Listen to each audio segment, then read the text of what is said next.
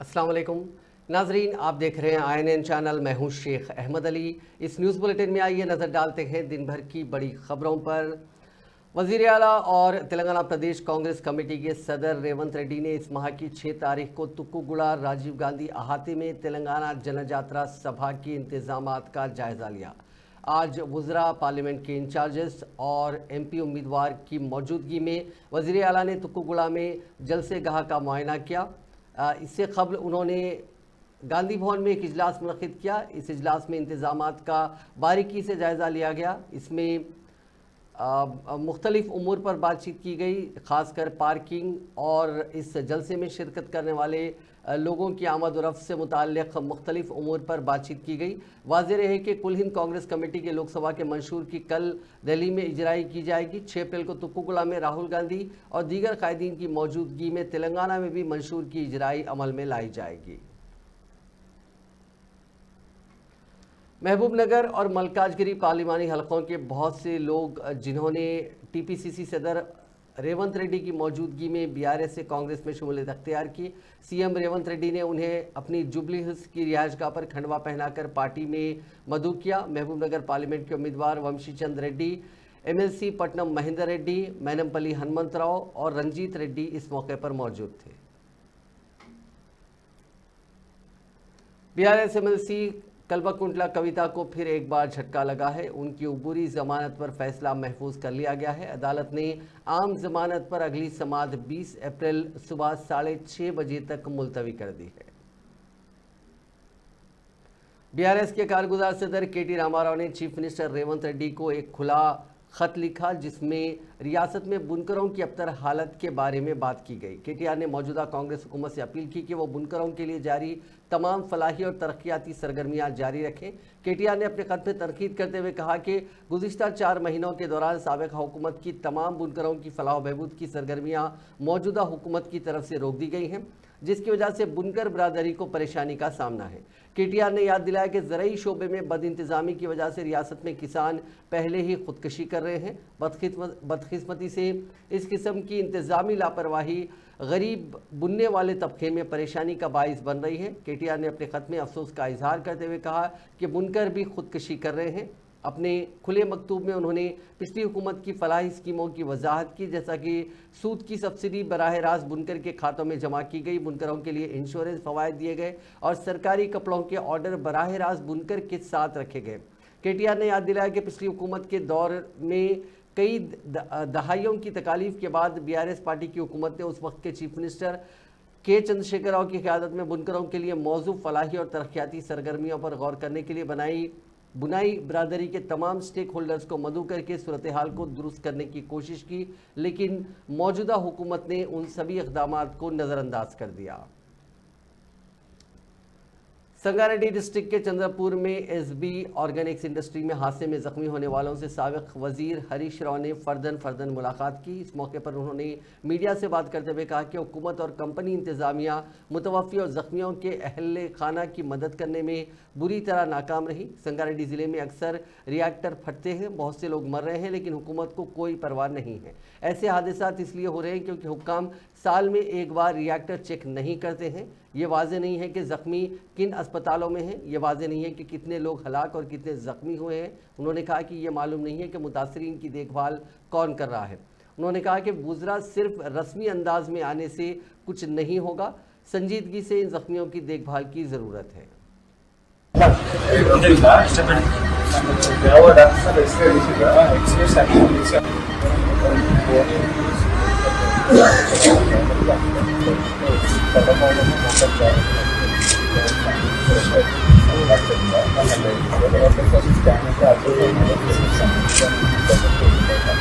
Vaccine అయితే లేదు దేవుడు ఆరోగ్యకరమైన మందులు ఇస్తారు. యాక్సిడెంట్ అయితే వ్యాక్సిన్ లేదు, మంది వైద్యం ఇబ్బంది చేస్తారు. ఏం డబ్బులు తీసుకోరు, मार्केट ट्रीटमेंट टेंशन बढ़ पूरा है कराची गवर्नमेंट की तरफ से हम बात करके पूरा सुविधा हम ही करेंगे। करवाते खर्चे के लिए भी मैं अभी आपको पैसे भिजवा सकता हूँ वाले से कलेक्टर से बात खर्चे के लिए भी पैसे आएंगे और ट्रीटमेंट का भी हम करते हैं।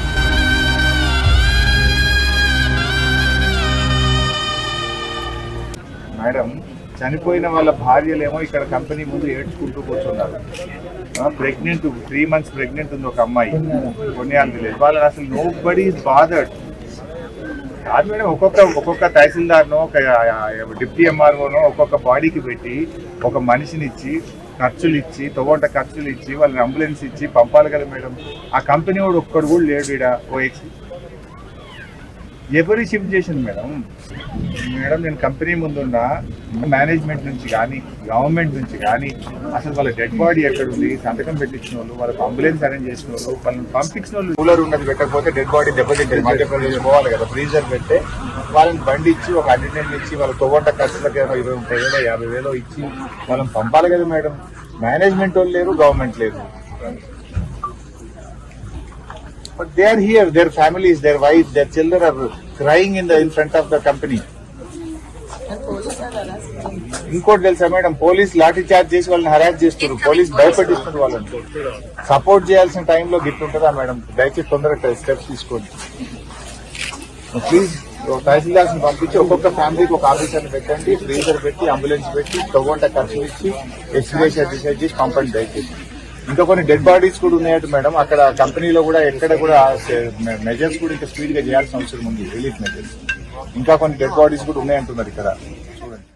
असेंबली इंतखाबात में शिकस्त और कायदीन की पार्टी की तब्दीली के बाद बीआरएस कायदीन तेलंगाना भवन के वास्तु पर तवज्जो मरकूज कर चुके हैं। तेलंगाना भवन के दाखिली और खारजी रास्तों को तब्दील कर दिया गया है।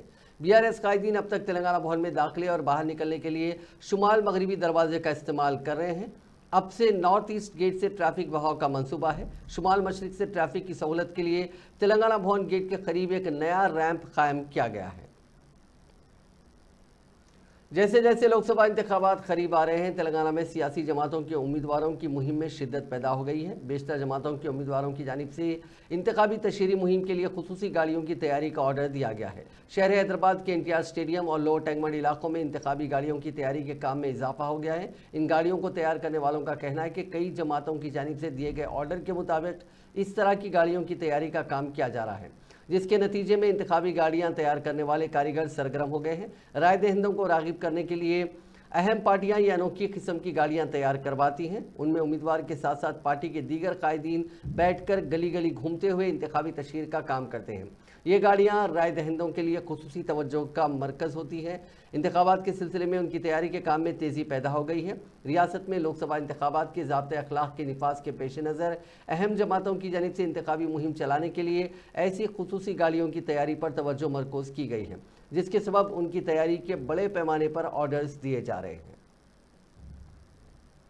कृष्णा रिवर मैनेजमेंट बोर्ड का इजलास जो जुमेरात को होने वाला था मुलतवी कर दिया गया। दोनों तेलुगु रियासतों तेलंगाना और आंध्र प्रदेश के मुश्तरका आबी ज़खायर श्रीसैलम और नागार्जुना सागर के पानी के इस्तेमाल और सागर से आंध्र प्रदेश को 5 टीएमसी पानी की इजराई के मसले पर तबादला ख्याल करने के लिए आज ये इजलास होने वाला था।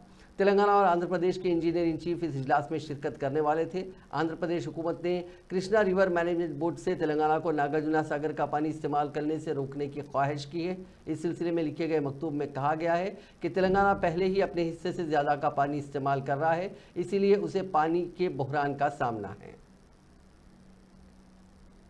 All India bank employees association ने chief election commissioner Rajeev Kumar पर जोर दिया कि वो आइंदा इंतखाबी काम के लिए बैंकों के मुलाजिमीन और ओहदेदारों की कम तादाद का इस्तेमाल करें। राजीव कुमार को लिखे गए मकतूब में, जिसकी एक नकल मीडिया के साथ शेयर की गई है, उसमें जनरल सेक्रेटरी सी वेंकटचलम ने कहा कि क़ब्ल-अज़ीं की तरह इस मरतबा भी बैंक मुलाजिमीन और ओहदेदारों को इंतखाबी कामों जैसे बूथ की देखभाल और दीगर मुताल्लिक़ा कामों के लिए तैयार किया जा रहा है। उन्होंने कहा कि ऐसे बैंक मुलाजिमीन और ओहदेदारों की तादाद में इजाफा होता जा रहा है जिन्हें इंतखाबी काम के लिए तैयार किया जाता है।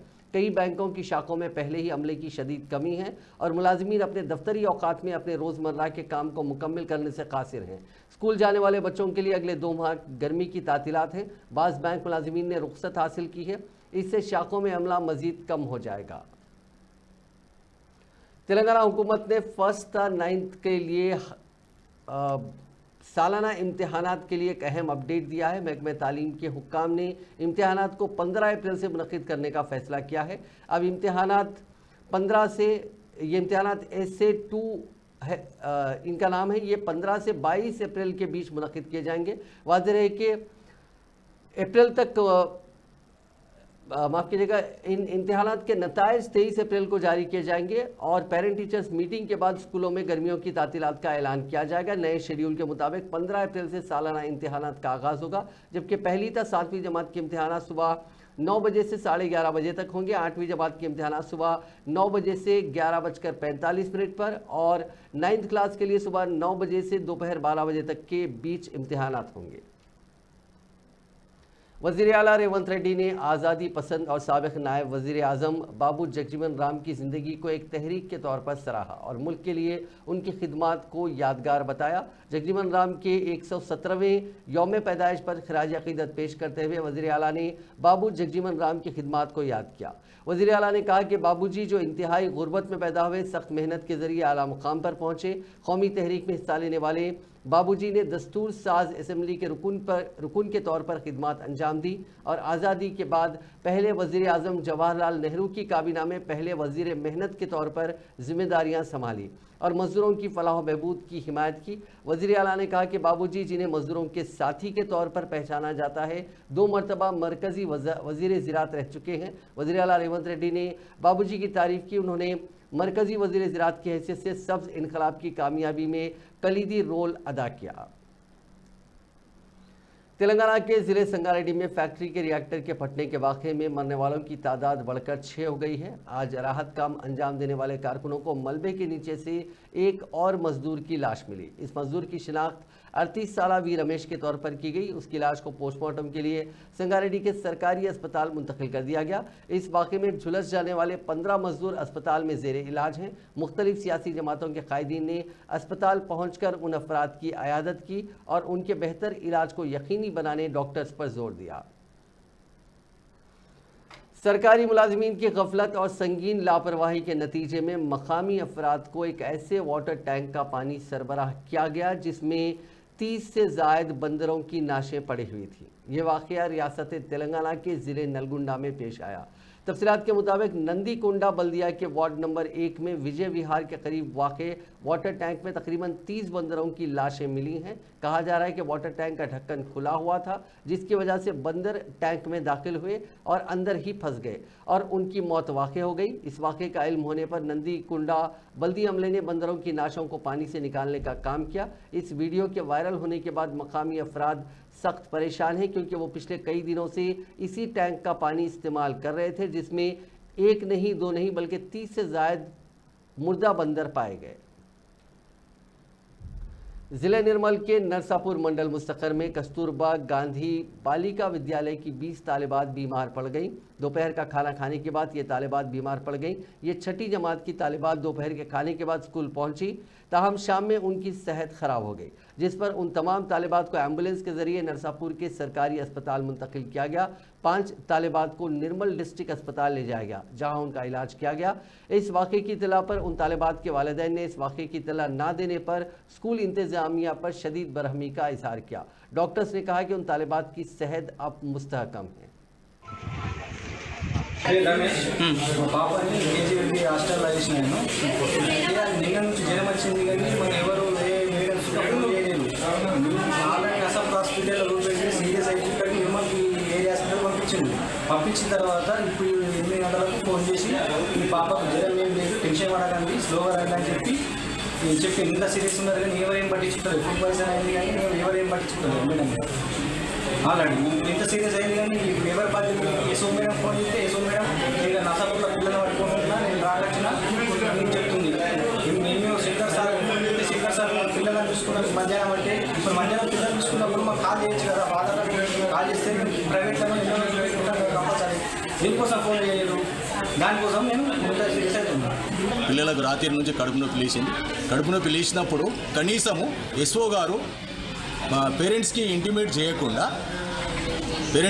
చేయకుండా ప్రొద్దున వాళ్ళకి సాబుదానా బియ్యం అదేదో వండి పెట్టిందంట.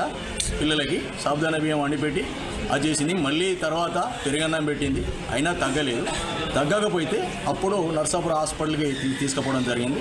అక్కడ నర్సాపురం హాస్పిటల్లో ఇప్పుడు చెప్పినటువంటి 17 మెంబర్స్ 25 మెంబర్స్ అక్కడ 20 మెంబర్స్ రికవర్ అయింది. ఇక్కడ 5 మంది పిల్లలకి आंध्र प्रदेश के जिले विशाखापट्टनम में पेश आए सड़क हादसे में 3 अफराद हलाक हो गए। यह हादसा जिले के अक्कारेड्डी पालम इलाके में उस वक्त पेश आया जब लॉरी के ड्राइवर ने उसका तवाजुन खो दिया और ये लॉरी वैन से टकरा गई। हादसा इतना शदीद था कि 3 अफराद मौके पर ही हलाक हो गए। इस हादसे में मजीद 10 अफराद के जख्मी होने की इतला है, जिन्हें इलाज के लिए अस्पताल में भर्ती किया गया। पुलिस ने बताया कि महलूकीन का ताल्लुक मगरबी गोदावरी ज़िले के कोबूर से है। इतला मिलते ही पुलिस वहां पहुंची, जिसने लाशों को पोस्टमार्टम के लिए भेज दिया और इस सिलसिले में एक मामला दर्ज करके जांच शुरू कर दी। एक वैन ने मोपेड को टक्कर दे दी, जिसके नतीजे में उस मोपेड पर सवार खातून हलाक हो गई। यह हादसा तेलंगाना के ज़िले कुमरम भीम आसिफाबाद में पेश आया। पुलिस ने बताया कि इंदानी गांव से ताल्लुक़ रखने वाली खातून, जिसकी शिनाख्त जे शांताबाई के तौर पर की गई है, उनकी गाड़ी को वैन ने टक्कर दे दी। वो दीगर 2 के साथ अपनी गाड़ी पर जा रही थी। उन्हें ज़ख्मी हालत में इलाज के लिए अस्पताल मुंतकिल किया गया, जहां उनकी मौत हो गई, जबकि दीगर 2 मामूली ज़ख्मी हुए। इस हादसे के बाद वैन का ड्राइवर फरार हो गया। पुलिस ने वैन के ड्राइवर के खिलाफ मामला दर्ज करके उसको पकड़ने की कोशिशों का आगाज़ कर दिया। निस्बती ब्रादर का कत्ल करने वाले बहन भाई को गिरफ्तार कर लिया गया। पुलिस के मुताबिक 35 साला मोहम्मद रशीद साकिन असद बाबा नगर किशनबाग की बहन की शादी चंद साल कबल शकील अहमद साकिन नंदी मुसलाईगुड़ा से हुई थी। शकील अपनी बीवी के किरदार पर शक करते हुए उसे हरासा करा था।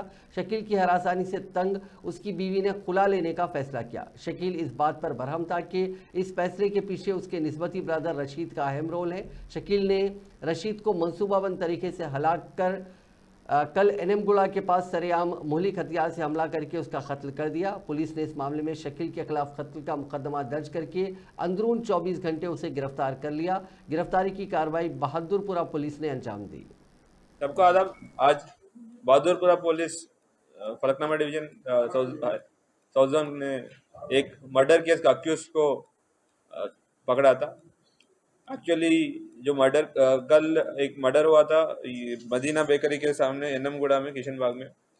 इसमें डिटेल्स पे जाएंगे तो जिसका कत्ल हुआ उसका नाम है मोहम्मद रशीद और उसका जो अक्यूज को हमने पकड़ा था उसका नाम है सद्दाम।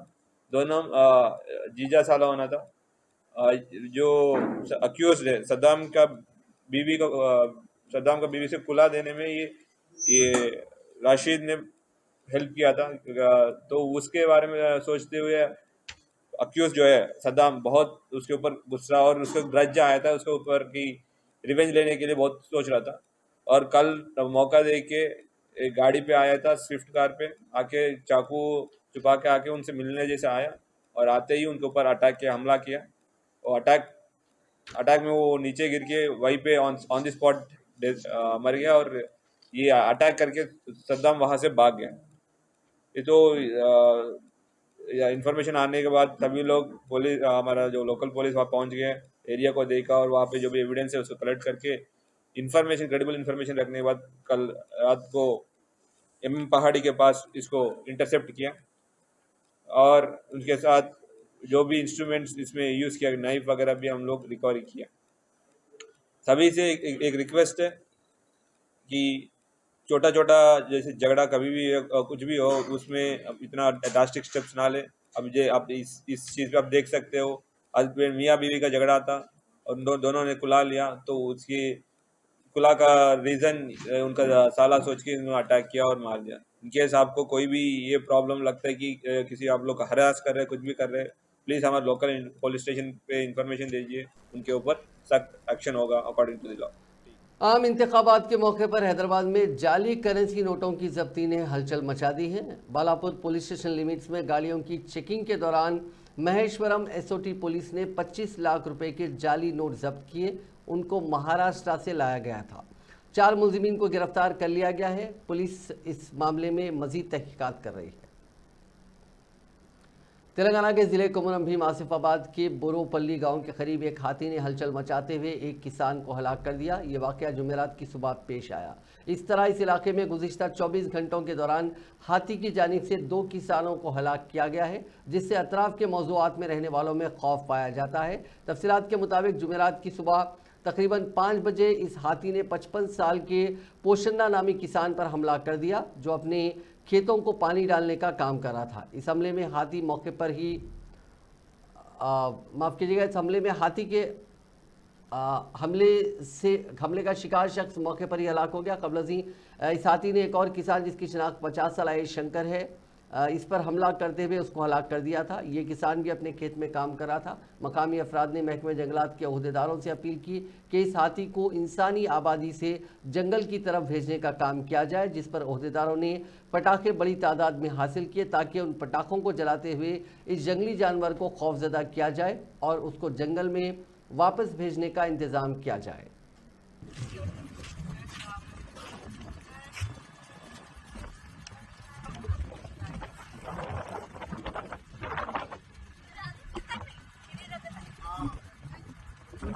हाथ रो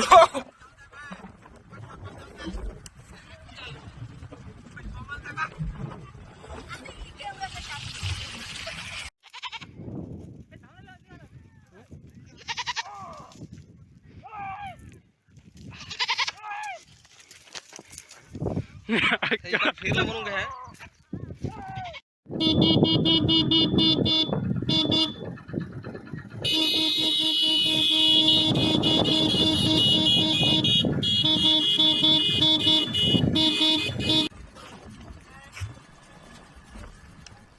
मंदिर में चोरी की कोशिश के दौरान चोर का हाथ रकम डालने के लिए रखी गई हुंडी में फंस गया, जिसके नतीजे में ये चोर पकड़ा गया। ये अनोखा वाकया तेलंगाना के ज़िले कामारेड्डी में पेश आया।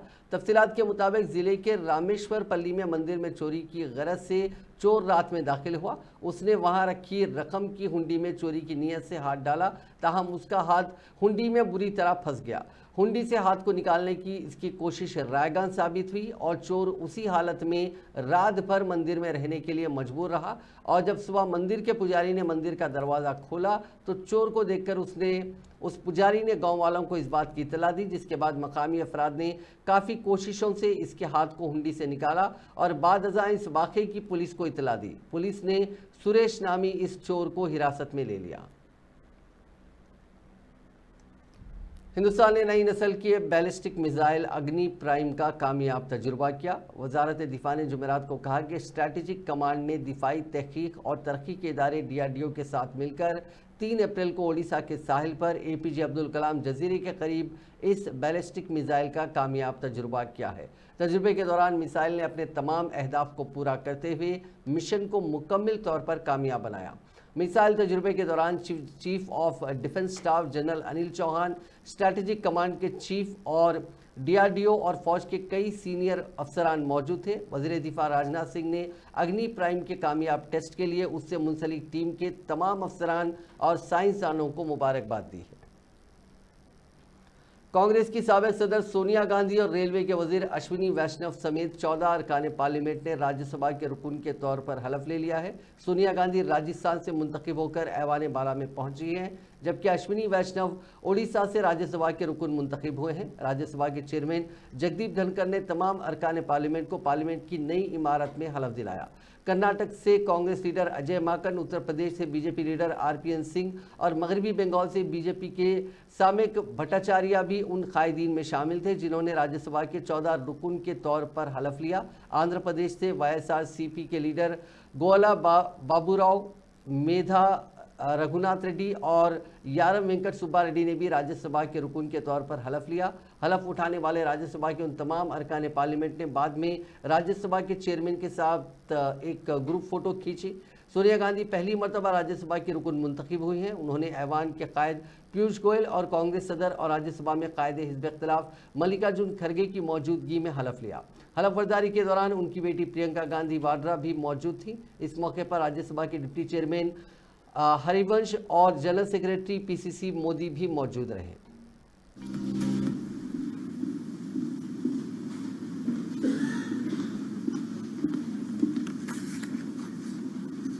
मैं सोनिया गांधी जो राज्यसभा की सदस्य निर्वाचित हुई हूँ, सत्यनिष्ठा से प्रतिज्ञा करती हूँ कि मैं विधि द्वारा स्थापित भारत के संविधान के प्रति सच्ची श्रद्धा और निष्ठा रखूंगी। मैं भारत की प्रभुता और अखंडता अक्षुण्ण रखूंगी तथा जिस पद को मैं ग्रहण करने वाली हूँ उसके कर्तव्यों का श्रद्धापूर्वक निर्वहन करूंगी।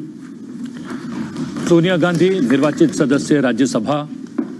सोनिया गांधी भारतीय राष्ट्रीय कांग्रेस की ओर से निर्वाचित हुई हैं, पहली बार राज्यसभा पहुंची हैं।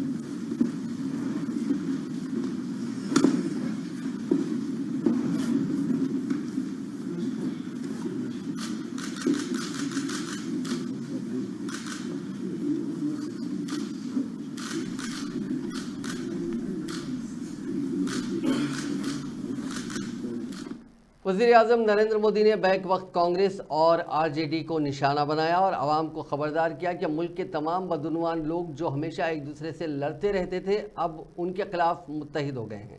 जुमेरात को बालापुर खिरा में कौमी जमहूरी इत्तेहाद यानी एनडीए की इंतखाबी मीटिंग से खिताब करते हुए मोदी ने कहा कि मुल्क के तमाम बदउनवान लोग जो पहले एक दूसरे से लड़ते थे आज मोदी के खिलाफ मुत्तहिद हो गए हैं। उन्होंने अपोजिशन को निशाना बनाते हुए कहा कि कहते हैं कि बदउनवानी हटाओ लेकिन वो कहते हैं कि बदउनवान को बचाओ। आपके भविष्य की चिंता कर रहा है, आपकी आने वाली पीढ़ियों के सामने ये दशकों पुरानी चुनौतियां हटा रहा है। मोदी की नीयत सही है, इसलिए अनेक दशकों बाद जम्मू कश्मीर को आर्टिकल 370 से मुक्ति मिली है। मोदी की नीयत सही है, तभी दशकों के इंतजार के बाद नारी शक्ति वंदन अधिनियम पास हुआ। महिलाओं और को संसद और विधानसभा में आरक्षण मिला है।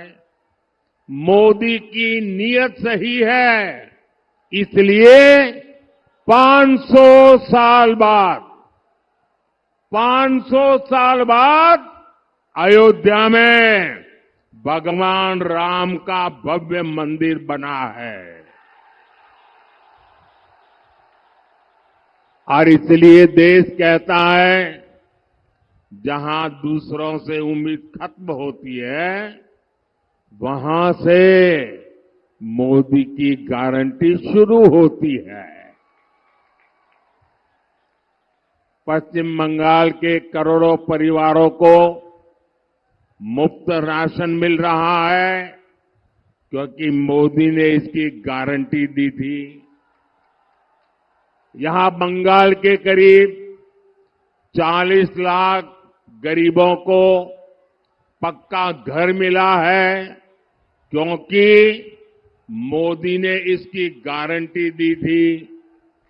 पश्चिम बंगाल के करोड़ों परिवारों को पहली बार। जापान में जुमेरात को ज़लज़ले के शदीद झटके महसूस किए गए। रिक्टर स्केल पर उसकी शिद्दत 6.3 बताई गई। जापान के शहर होन्शो के मशरकी साहिल पर ज़लज़ले के झटके महसूस किए गए। ज़लज़ले के झटके इतने शदीद थे कि चीन में भी ये महसूस किए गए। जापान में ज़लज़ला एक ऐसे वक्त में आया जब चारशंबे को ही पड़ोसी मुल्क ताइवान में 7.5 की शिद्दत का ज़बरदस्त ज़लज़ला आया जिसमें 9 लोगों की मौत की खबर है। यूरोपियन मेडिटेरेनियन सेस्मोलॉजिकल सेंटर ने इतला दी है कि जापान के होन्शो जजीरे के मशरकी हिस्से में 6.3 शिद्दत का ज़लज़ला आया। जापान 4 बड़े जज़ायर पर मुश्तमिल है जिनमें होकाइडो, होन्शो, शिकोको और कीशो शामिल हैं। टोक्यो समेत तमाम बड़े शहर होन्शो में मौजूद हैं। इस ज़लज़ले से कितनी तबाही हुई इसकी खबरें अभी सामने नहीं आई हैं।